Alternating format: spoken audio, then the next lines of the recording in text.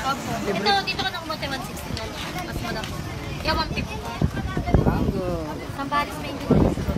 Taga-Sambales kami eh. Sambales kayo, marunong kayo may natin. Oo, tignan mo tayo. Ito, mas malaki tayo. Ito 10 ba? Ito 10. Ito na lang pala 10 may nang konti sa pasili, no? Teka, te. Oh.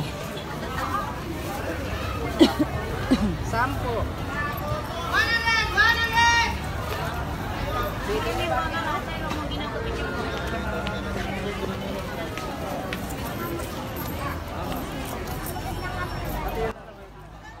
Hello guys, ayan, grabe no, ang daming makikitang pwedeng bilhin sa palengke. Ito yung video guys na kinunan ko na live noong 2019 nung umuwi kami ng Pilipinas at inalagaan namin yung nanay namin noon bago nag-pandemic. Tignan nyo guys, yung bata, marunong na siyang magbenta, nakakatulong na siya sa nanay niya para mabenta yung mga gulay na mga paninda nila sa palengke. Ito yung palengke ng Olongapo. Malaki na siguro itong batang to kasi itong video na to ay kinunan ko pa to noong 2019 nang umuwi kami ng Pilipinas para alagaan namin ang nanay namin may sakit. Dito naman guys yung pamilihan ng mga isda. Grabe, sobrang daming pagpipilian. Hindi mo na talaga alam kung anong bibili mo pag nandun ka na. Ayan guys, siguro nagtataka kayo kung bakit paikot-ikot kami dyan. Kasi naghahanap kami ng isda na pwedeng kainin ng nanay namin kasi may sakit siya. Ayan. Yun nga lang, ako naman, sunod ng sunod din at natutuwa talaga ako sa mga isdang nakikita ko dyan sa palengke. Sobra kasing dami, no? Ako, kung sa akin lang yan, baka pinagpupulot ko na naman yung mga yan. How I wish mayroon din dito sa England na palengking ganyan kalaki talaga.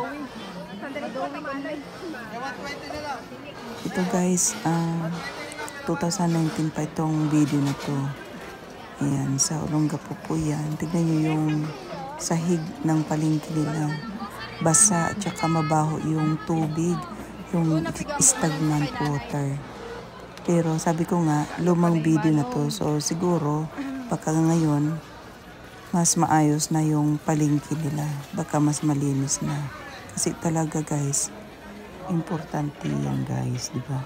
Lalong-lalo na ang mga paninda po nila ay mga pagkain. Ayan, importante po talaga yung malinis at maayos na kapaligiran ng palengke. Di po ba? Agree po ba kayo sa akin?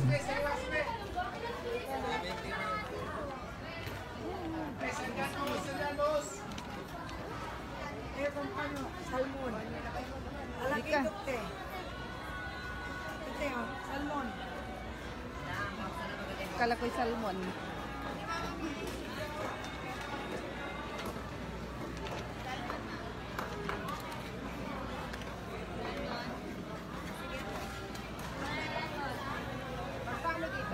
Ayan guys, tuna. Yan, isa yan sa masarap na isda natin sa Pilipinas. Kaya lang po ayan, nauna nang tumikim yung lamang. Ayan, sana sa mga nagtitinda sa palengke, ayan, takpan po natin para malinis ang aming binibili. Salamat po.